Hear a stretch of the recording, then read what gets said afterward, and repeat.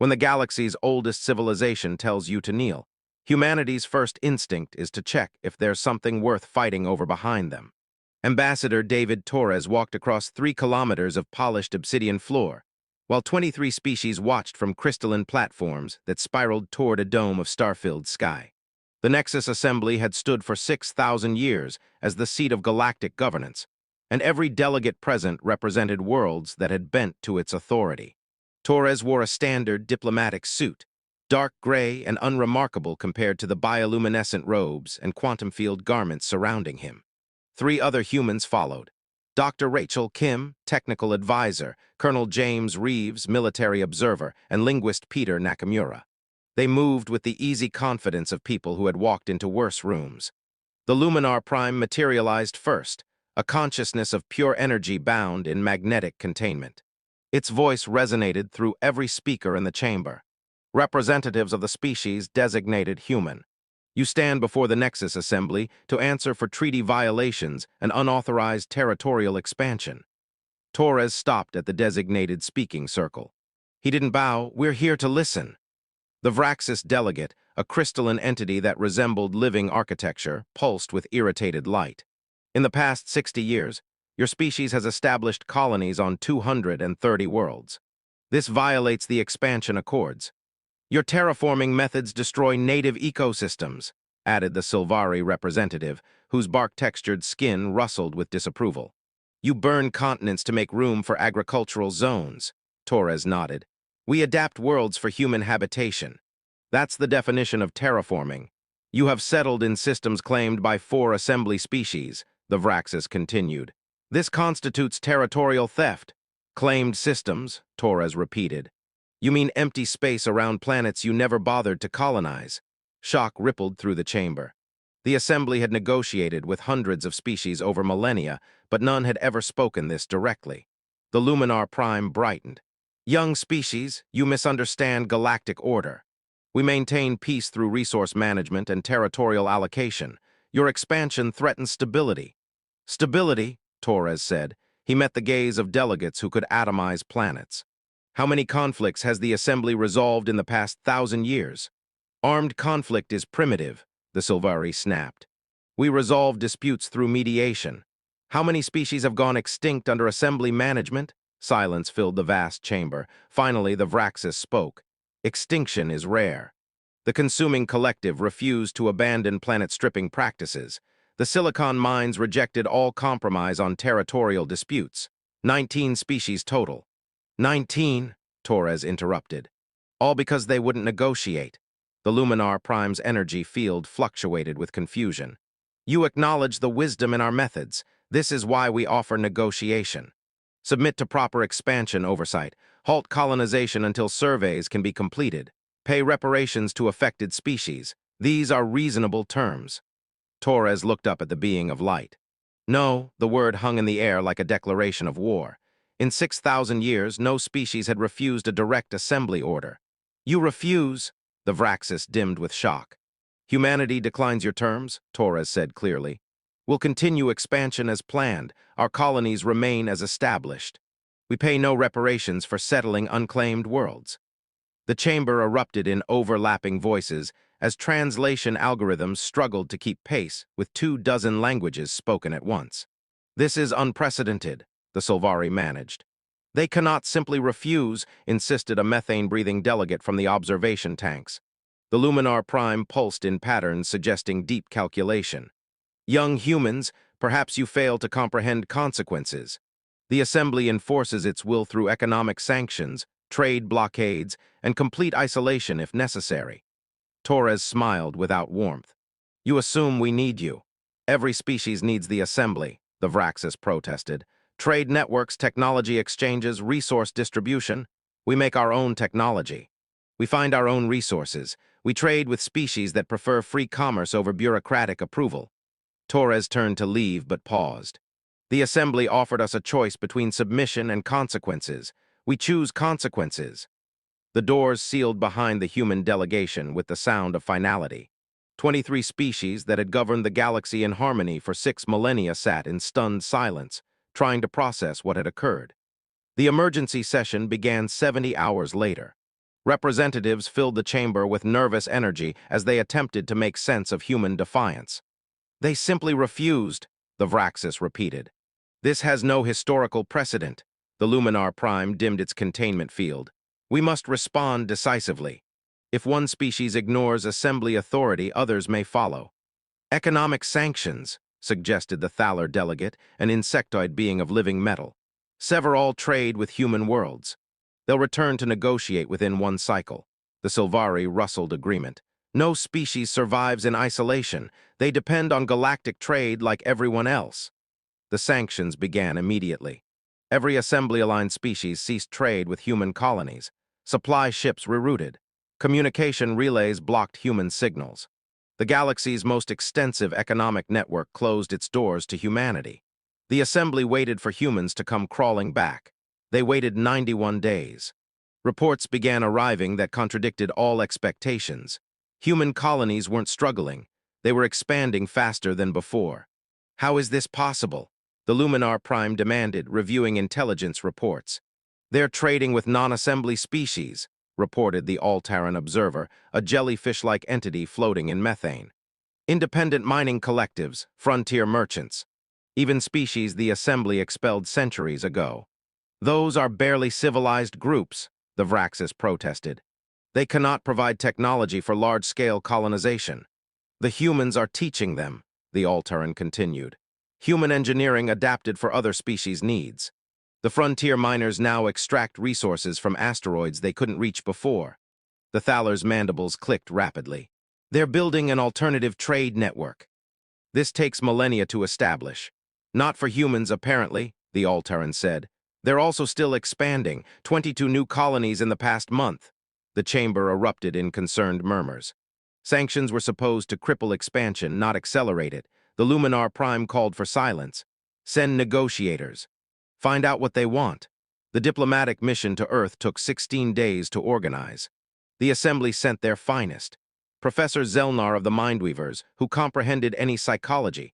Ambassador Korin of the Silvervine species, who had never failed to reach agreement.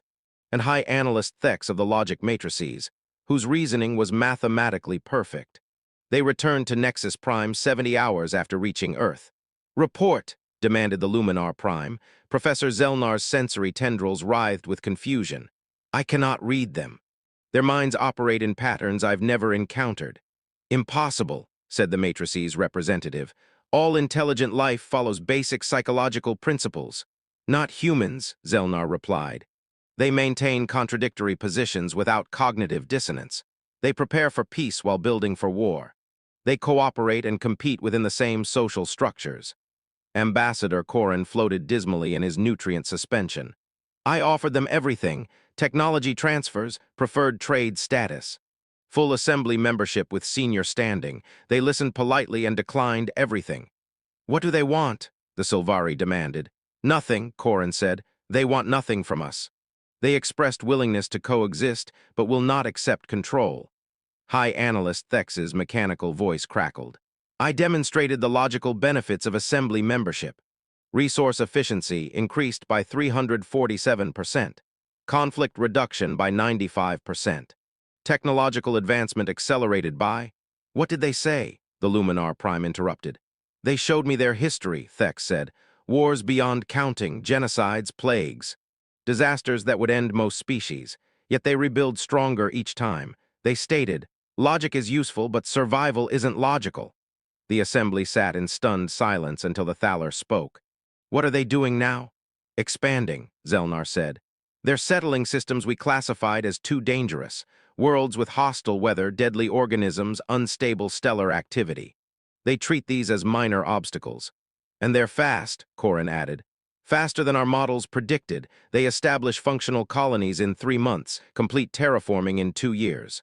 We still don't understand their methods. The Luminar Prime pulsed with growing concern. How fast are they expanding? Thex accessed his data cores. Current rate, 22 colonies per month. Projected rate in 1 year, 38 per month. In 5 years, they'll control more worlds than the Vraxis Collective. This cannot continue, the Sylvari declared. They'll destabilize the entire galactic balance. Perhaps, suggested a new voice. We should understand why they refused negotiation. All attention turned to Counselor Vane of the Ancient Watchers, a being so old she remembered the Assembly's founding.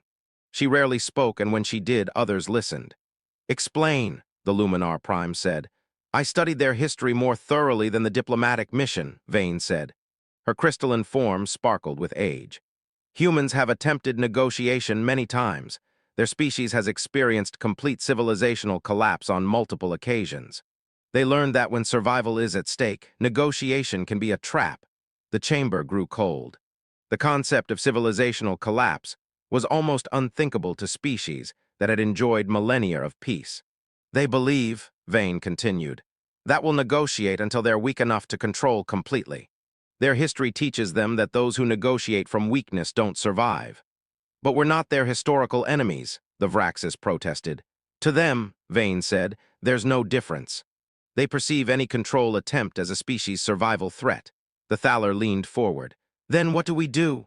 Before anyone could answer, an alarm echoed through the chamber. The All-Terran observer received an urgent transmission. "What is it?" the Luminar Prime demanded. "Intelligence report from the border zones," the All-Terran said, its membranes pale with shock. "The humans have established colonies in the Contested Rim." The Contested Rim was a Region 3 assembly species had argued over for decades. It was considered too dangerous for settlement due to hostile native organisms and unusual stellar phenomena. "Impossible," the Silvari said. "Nothing survives in that region." "The humans can," the All-Terran replied. "They have 9 functioning colonies there already. And they're constructing something large." The Luminar Prime's light flared. "Military installations, unknown. Our sensors cannot penetrate their defensive screens." For the first time in assembly history, a species had expanded into territory the assembly itself feared to enter. Worse, the humans were building secret installations that even assembly technology couldn't observe. "This has gone far enough," the Thaler declared. "We must act. What do you propose?" the Luminar Prime asked. "A demonstration of force, a blockade of their newest colony. Show them that assembly authority must be respected." The debate lasted 19 hours. In the end, fear won over caution. The assembly voted to send a fleet. Admiral Zorvan of the Luminar Navy studied the tactical display showing New Prosperity, the newest human colony orbiting a young star in the outer sectors. 200 assembly ships formed a perfect blockade formation around the world. It was the largest fleet assembled in 3 centuries. "Sensors confirm the colony is only 7 months old," reported Officer Liss, a young Vraxis. "Population approximately 60,000 humans." "Perfect," Zorvan said. "A new colony will be completely dependent on supply ships. Cut them off for a few weeks and they'll beg to negotiate." The fleet had traveled 3 weeks to reach this remote system. Intelligence suggested it was a standard human colony. Basic infrastructure, agricultural zones, nothing that could threaten an assembly fleet. "Admiral," the communications officer called. "We're receiving a transmission from the planet." "Put it through." A human face appeared on the screen. She looked young, with dirt smudged on her cheek and work-worn hands. Behind her, Zorvan could see construction equipment and half-built structures. "This is Colony Director Lisa Mitchell," the human said. "Can I help you?" Admiral Zorvan straightened his energy form. "I am Admiral Zorvan of the Assembly Navy. This system is under blockade by order of the Nexus Assembly. No ships may enter or leave until your government agrees to negotiate." Director Mitchell nodded. "I see. Well, that's your choice, I suppose." Zorvan waited for fear, panic, or demands to speak with Earth. Instead, the human just looked tired. "You don't seem concerned," Zorvan said. "Should I be?" Mitchell asked. "We have everything we need down here: food, water, manufacturing capacity, power generation. We're quite comfortable." "Your colony is only 7 months old," Officer Liss interrupted. "You cannot be self-sufficient." Mitchell smiled. "You might be surprised what humans build in 7 months when motivated." The transmission ended. Admiral Zorvan frowned. Human colonies were supposed to depend on supply shipments for years. But he had his orders. The blockade would continue until humans surrendered. 3 days passed. No ships attempted to run the blockade. The human colony continued normal operations as if 200 warships weren't overhead. On the 4th day, everything went wrong. "Admiral," Officer Liss reported, form flickering with confusion. "Our deep space sensors detect anomalies." "What kind of anomalies?" Unknown contacts approaching from multiple vectors. Zorvan studied the tactical display. Small signatures appeared at sensor range, approaching from 6 different directions.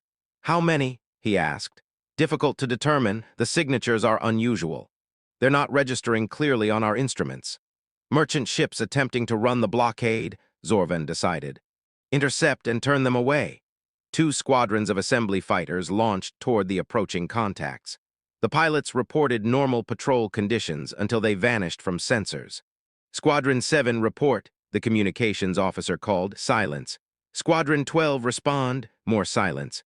Admiral, Officer Liss's voice rose. We've lost contact with both squadrons and the anomalous contacts are still approaching. Zorvan felt the first stirrings of concern. Launch a full reconnaissance wing. I want to know what happened to our pilots. The reconnaissance ships had advanced sensors and stronger defensive screens. They lasted 18 minutes. This is impossible, Zorvan muttered. What could destroy our fighters so quickly? The answer came when the unknown contacts reached visual range. Admiral, the sensor officer called. You need to see this. The main screen showed space around the planet. Assembly ships held their blockade positions in perfect formation. Surrounding all of them were human vessels. Not just a few ships, hundreds of them. Where did they come from? Zorvan demanded. Unknown, the sensor officer replied. They weren't there 16 minutes ago. The human ships were unlike anything in assembly databases, smaller than assembly vessels but heavily armed and armored. More importantly, they moved in perfect coordination, like a single organism with hundreds of components. Admiral, the communications officer reported. We're receiving a transmission from the lead human vessel. A new face appeared on screen. This human was older, with gray hair and scars that spoke of violence. Behind him, Zorvan could see what looked like a military command center. I am Fleet Captain Richard Hayes, the human said. You're trespassing in human space. This system is not claimed by any assembly member, Zorvan replied, trying to maintain authority despite the growing knot in his energy core. We have every right to be here. You have the right to travel through this system, Hayes agreed. You don't have the right to blockade our colony. The Nexus Assembly has authorized this action to enforce. The Nexus Assembly has no authority over humanity, Hayes interrupted. We've made that clear. Zorvan looked at his tactical display. The human ships had surrounded his fleet completely. Worse, the display showed weapon locks from every human vessel. Captain Hayes, Zorvan said carefully. You're outnumbered. We have 200 ships to your... He paused, reading the count again. 429 ships. 431, Hayes corrected. 2 more just arrived. That's impossible, Officer Liss whispered. Where were they hiding? Hayes smiled without warmth. Admiral, did your intelligence reports mention what kind of colonists we sent to New Prosperity? Standard civilian population, Zorvan replied automatically. 60,000 military veterans, Hayes said. Combat engineers, defense specialists. People who have spent their lives learning how to turn empty ground into fortresses. The tactical display updated. What Zorvan had thought were construction projects on the planet's surface were revealing themselves as weapon platforms. The agricultural zones were actually sensor arrays. The power plants were shield generators. You turned your entire colony into a military installation, Zorvan realized. We turned our colony into a home worth defending, Hayes corrected. There's a difference. This is a trap. This is what happens when you threaten humans, Hayes said. We don't negotiate from weakness. We don't surrender when faced with superior numbers. We fight smarter. Admiral Zorvan looked at his fleet. 200 of the Assembly's finest ships, surrounded by an enemy that had appeared from nowhere. His weapons could destroy the human fleet, but not before they destroyed his own. What do you want? He asked. For you to leave, Hayes said simply, and to take a message back to your Assembly. What message? You assumed we were naive because we're new to space. You assumed we were weak because we're small. You assumed we'd negotiate because everyone always does. Hayes leaned forward. You assumed wrong on every count.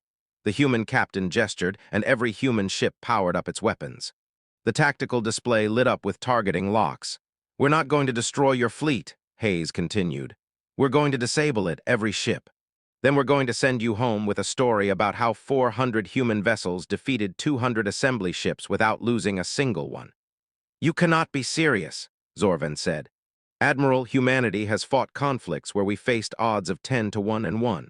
We've survived genocides that should have ended our species. We've rebuilt civilization from ruins so many times we've gotten efficient at it.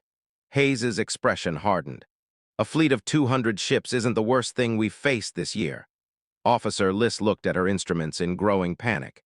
Admiral, they're deploying some kind of disruption technology. Our communications are being jammed. Our weapon systems are being targeted by intrusion programs.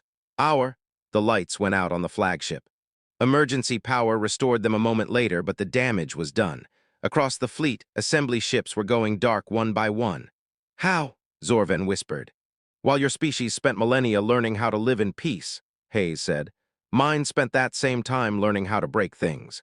We're very good at it. Admiral Zorvan's fleet hung dead in space. Weapons offline, engines disabled, communications jammed, not destroyed but helpless. Around them, human ships maintained perfect formation, weapons still active, still targeting anything that moved. The blockade is over, Hayes announced. You'll leave this system immediately. Our ships are disabled, Zorvan protested. Your engines are fine, your life support is fine, your navigation is fine. Your weapons and communications will stay offline until you're 60 light-years away. One by one, assembly ships began limping away from New Prosperity. The mighty fleet that had come to enforce Galactic will was retreating in humiliation. As Admiral Zorvan's flagship finally cleared the system, he sent one last transmission to the human colony. This isn't over, he said. Director Mitchell appeared on screen again, still dusty from construction work. Captain Hayes tells me you're leaving. Travel safe. Your species has made a terrible mistake, Zorvan continued. The assembly will not tolerate this humiliation. Mitchell tilted her head. Admiral, can I ask you something? What? In all your histories, all your conflicts, have you ever fought a species that wanted to lose? Zorvan frowned. No species wants to lose. No, Mitchell agreed, but most species fight to avoid losing. Humans fight to win. There's a difference. The transmission ended. Admiral Zorvan stared at empty space and wondered what his fleet had really encountered. The emergency assembly session had been running for 7 days without pause. Representatives floated, stood, or hovered in various states of exhaustion and panic. The humiliation at New Prosperity had shattered everything they thought they knew about the galaxy. We must understand them, the Luminar Prime insisted, its light flickering with stress. A species doesn't become this militaristic without reason. Counselor Vane of the Ancient Watchers had been silent through most of the debate. Now she spoke. I request permission to mount an archaeological expedition to Earth. Archaeology? The Thaler delegate clicked. We need military intelligence, not ancient history. History explains the present, Vane replied. If we want to understand why humans refuse negotiation, we must understand what made them this way. The Vraxis pulsed with impatience. We know their history, conflicts, territorial disputes. Every young species goes through this phase. Do they? Vane asked. Show me another species that colonizes at their speed. Show me another species that can build an industrial shipyard in 7 months. Show me another species that fields 400 warships without anyone noticing. The chamber fell silent. When presented that way, humanity's achievements seemed impossible. Permission granted, the Luminar Prime said, but take security. If humans are this dangerous, their homeworld may be fortified. 3 days later, the research vessel Eternal Inquiry reached Earth's solar system. Professor Cathar, the galaxy's leading archaeological expert, stood on the bridge studying sensor readings from humanity's birth world. Curious, she muttered. What is it? Asked Commander Zell of the escort squadron. The planetary surface. I'm reading geological patterns that don't make sense. Mass extinctions, yes, but also rebuilding cycles over and over again. Natural disasters. Some, but others. Cathar adjusted her instruments. Commander, I need to examine their archaeological record. This planet has experienced something unprecedented. The team landed at an abandoned research facility in what humans called the Ross Ice Shelf. The facility was buried under ice, but their sensors indicated vast archives beneath the surface. What they found changed everything. Professor, called Dr. Lynx, an insected researcher. You need to see this. The archives stretched for kilometers underground. Crystalline storage matrices held the complete history of human civilization. But it wasn't one history. It was 34 different histories. Impossible, Cathar whispered, reading the data flows. The records showed civilization after civilization rising on Earth. each one more advanced than the last, each one ending in total destruction. The first civilization developed agriculture 12,000 years ago, Dr. Lynx reported, advanced to basic metallurgy, ended in a plague that killed 87% of all humans. The ninth civilization achieved powered flight, ended in a nuclear conflict. The 16th civilization reached their moon, ended when their star went unstable. The 28th civilization achieved faster-than-light travel, ended when— Dr. Lynx paused, mandibles clicking with confusion. When something came from outside the galaxy. Professor Cathar felt ice forming in her biomechanical heart. Show me. The holographic display filled with images that should have been impossible.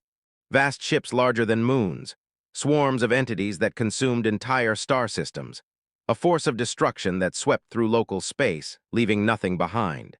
The humans fought them? Commander Zell asked. The humans fled, Dr. Lynx corrected.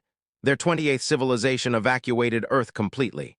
The records show they scattered across multiple galaxies, hoping to preserve their species. Then how are there humans here now? The survivors came back.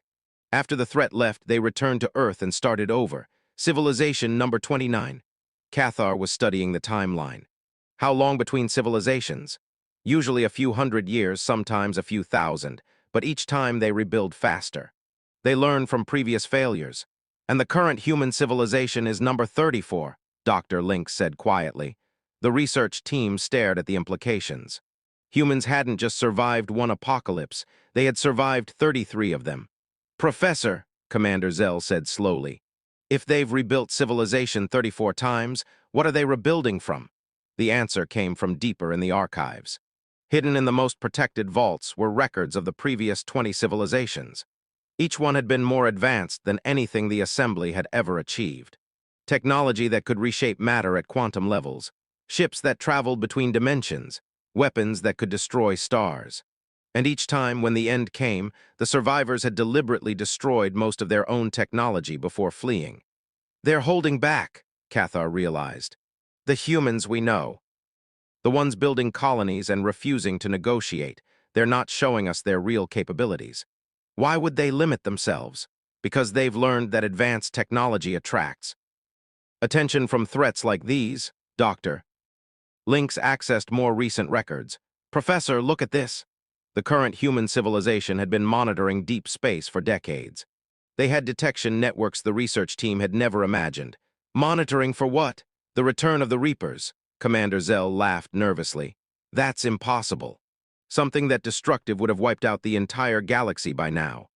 Unless, Cathar said slowly, they don't stay in one place long. Unless they move between galaxies, consuming everything in their path. The final archive chamber contained humanity's greatest secret. Star charts showing the path of destruction across multiple galaxies, each one stripped of life before the Reapers moved to the next. And the chart showed something that made every member of the research team want to flee immediately. They're coming back, Dr. Lynx whispered. The display showed the current position of the Reaper fleet. They were 3 galaxies away, consuming everything in the Andromeda cluster. Their projected course would bring them to the Milky Way in less than 60 years. The humans know, Cathar said. That's why they're expanding so fast. They're not conquering territory. They're spreading their species across as many worlds as possible. Survival protocol, Commander Zell realized. If the Reapers hit one system, others might survive. It's more than that. Cathar was reading tactical assessments that strained her comprehension. They're building a defense network. Every human colony is positioned to monitor deep space approaches. Every world is being fortified against something that destroyed their civilization 28 times. Against something they hope to defeat this time. Dr. Lynx found the final files. They've learned something new. The Reapers have a weakness. The research team spent hours studying humanity's analysis of their greatest enemy. The conclusions were terrifying and hopeful in equal measure. They can be stopped, Dr. Lynx reported.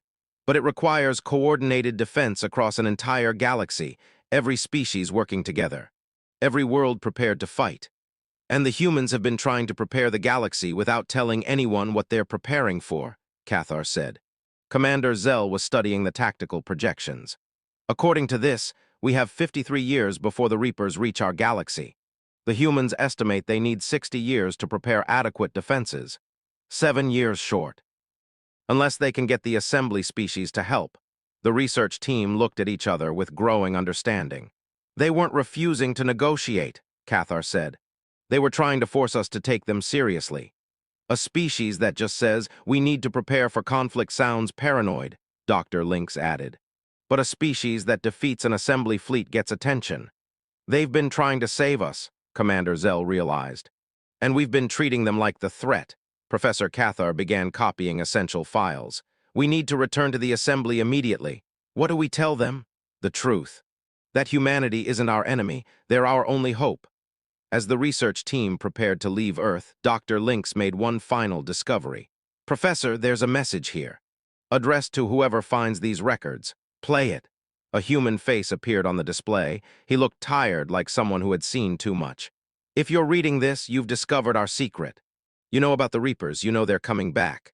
The human paused. You probably think we're paranoid. Maybe we are, but we've died 33 times learning how to survive. We'd rather be paranoid and alive than trusting and extinct. We've been preparing for this conflict for 60 years. We've spread across the galaxy not to conquer, but to endure. We've built weapons and defenses that violate every peace treaty we've ever signed. We've done all this because someone has to. If your people want to survive what's coming, we need to work together, not as the assembly and humanity, but as the living versus the dead. Because that's what the Reapers bring, death to everything. We've been waiting for you to understand, now you do.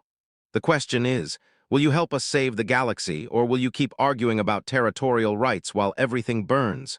The message ended. Professor Cathar stared at the empty screen. How long to reach Nexus Prime? 4 days at maximum speed, Commander Zell replied. Make it 3. The Nexus Assembly Chamber had never seen anything like it. For the first time in 6,000 years, every representative sat in complete silence. Professor Cathar's report lay before them like a death sentence written in cold facts. 34 civilizations, the Luminar Prime said quietly. They've died and been reborn 34 times. And something is coming that destroyed them 28 times before, added the Vraxis. Its facets reflected the chamber's emergency lighting. Counselor Vane spoke into the silence. We need to contact the humans immediately. Contact them how? The Thaler delegate demanded. We just sent a fleet to blockade their colony. They humiliated our entire navy. Then we apologize, the Silvari said simply, and we ask for their help. The chamber erupted in protests, but the Luminar Prime's voice cut through the noise. Send a message to Earth. Request immediate diplomatic contact. Priority Alpha.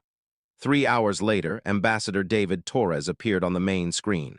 He looked exactly the same as when he had walked out of the chamber weeks ago. But now the assembly saw him differently. They were no longer looking at a stubborn diplomat. They were looking at someone whose species had survived the end of the world 33 times. Counselor representatives, Torres said politely. I understand you wanted to speak with us. The Luminar Prime struggled to find words. Ambassador Torres, we've discovered the truth about your species' history. Which truth? Torres asked. We have several. The Reapers, Professor Cathar said, stepping forward. We found your archives on Earth. We know about the 34 civilizations. We know what's coming. Torres's expression didn't change, but something shifted in his eyes. I see. And what do you plan to do with this information? Help, the Luminar Prime said simply. We want to help you prepare. Help us, Torres laughed, but there was no humor in it. 3 months ago, you demanded we stop expanding, submit to your authority, and pay reparations. Now you want to help. We didn't understand, the Vraxis protested.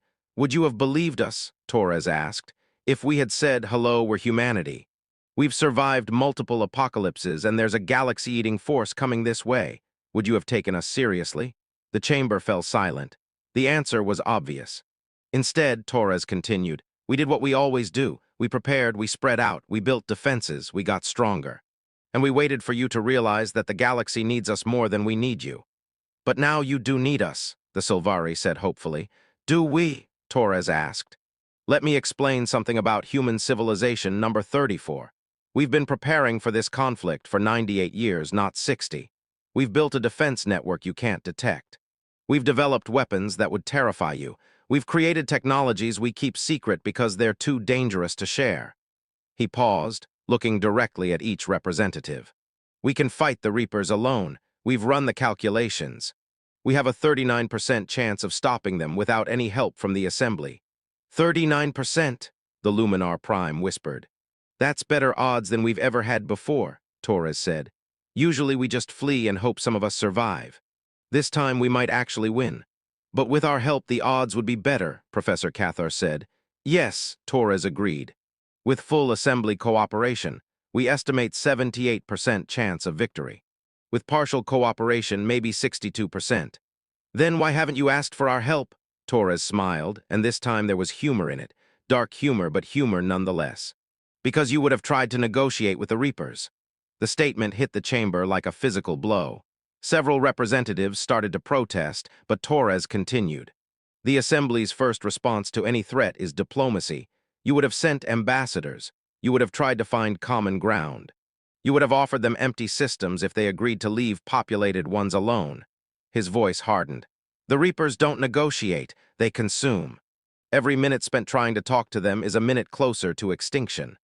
But surely some kind of communication, the Luminar Prime began. We tried that in Civilization 23, Torres interrupted. The Reapers responded by consuming our entire diplomatic fleet. In Civilization 29, we offered them half our territory. They took it and then consumed the rest anyway. He leaned forward. The only language the Reapers understand is force. Overwhelming, absolute force applied without hesitation or mercy. That's why we refuse to negotiate, because we know the difference between an enemy you can talk to and an enemy you can only fight. Commander Zell spoke up from the research team. Ambassador, we've seen your defensive preparations. They're impressive. But according to our analysis, even with all your colonies and weapons, you're still outnumbered thousands to one. Yes, Torres agreed. That's why we needed to get your attention. By humiliating our fleet, the Thaler delegate clicked bitterly.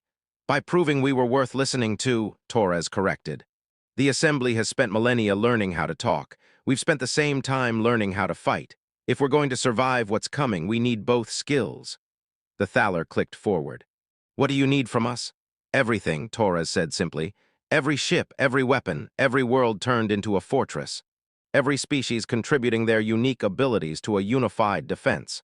Under human command? The Vraxis asked suspiciously. Under competent command, Torres corrected, which for this type of warfare means human command. We've done this before. You haven't, but the Assembly has procedures. The Assembly has procedures for maintaining peace, Torres interrupted. We need procedures for winning conflicts. There's a difference, the Luminar Prime pulsed with troubled light. You're asking us to abandon everything we've built. 6,000 years of peace and cooperation. I'm asking you to use everything you've built to win a conflict, Torres replied. Your manufacturing capabilities, your resource networks, your scientific knowledge, your population centers that can be turned into fortress worlds. And after the conflict, assuming we win, Torres was quiet for a long moment. After the conflict, you can go back to your negotiations and your territorial disputes and your careful diplomatic protocols. We'll go back to our expansion and our preparations for the next threat. The next threat? There's always a next threat, Torres said. The universe is vast and dangerous. The Reapers won't be the last existential challenge this galaxy faces. But that's a problem for later generations. You're asking us to trust you with the survival of every species in the galaxy, the Sylvari said. No, Torres replied. I'm asking you to trust yourselves. Trust your own scientists to develop better weapons. Trust your own engineers to build stronger defenses. Trust your own people to fight for their homes. He paused. We'll just coordinate the effort. The debate that followed lasted 19 hours. Species that had never agreed on anything argued about strategy, command structure, resource allocation, and acceptable losses. The humans waited patiently while the Assembly tried to apply diplomatic solutions to military problems. Finally, Councillor Vane stood. I call for a vote, full cooperation with human defense plans. Yes or no, the vote was 41-8 in favor. Amendment, the Thaler delegate added. All species maintain sovereignty over their home systems. Accepted, Torres said. As long as you understand that sovereign systems that can't defend themselves will be evacuated. Amendment, the Vraxis said. Assembly maintains oversight of resource allocation. Rejected, Torres replied. Conflict doesn't wait for committee meetings. Then how do we ensure fair distribution of— You don't, Torres interrupted. You trust us to win, or you lose everything arguing about it. The final agreement took 4 more days to negotiate. In the end, the assembly learned to do something it had never done before: compromise quickly. 7 months later, the first joint human assembly fortress worlds were operational. Thaler manufacturing techniques combined with human tactical doctrine. Vraxis defensive technologies merged with Sylvari biological weapons. Luminar energy manipulation focused through human strategic planning. The galaxy was becoming something it had never been before: unified. On Earth, in the rebuilt archives beneath the Ross Ice Shelf, Ambassador David Torres stood before a memorial wall listing all 33 previous human civilizations. Each one represented billions of lives lost, worlds abandoned, knowledge sacrificed. "This time will be different," he said quietly to the names carved in crystal. "This time we're not running." Above his head, a display showed the positions of 19,000 assembly ships taking positions along the galaxy's edge. Behind them, 12,000 human vessels moved in perfect coordination, carrying weapons that had never been tested in battle, but had been designed by minds that understood loss. At the very edge of space, automated monitoring stations detected the first Reaper scouts entering the galaxy. The final conflict for the Milky Way was about to begin. But for the first time in 34 attempts, humanity wasn't facing it alone. And for the first time in 6,000 years, the Nexus Assembly was united not by negotiation, but by necessity. In the depths of space, David Torres's final message transmitted to every world in the galaxy: "This is what we've been preparing for. This is what survival looks like. When the Reapers arrive, they'll find something they've never encountered before. Not just humanity refusing to die, but an entire galaxy that learned from our example. They'll find a galaxy that chose to fight instead of negotiate. They'll find a galaxy that finally understood. Sometimes the only path to peace is through victory. This is Ambassador Torres. See you on the other side." The transmission ended. Across 1,000 worlds, species that had spent millennia avoiding conflict picked up weapons for the first time. Engineers who had built monuments to peace now constructed instruments of war. Diplomats who had negotiated for centuries now coordinated military operations. The Reapers were coming. But the galaxy was ready. And humanity, for the first time in 34 civilizations, wasn't preparing to run. They were preparing to win.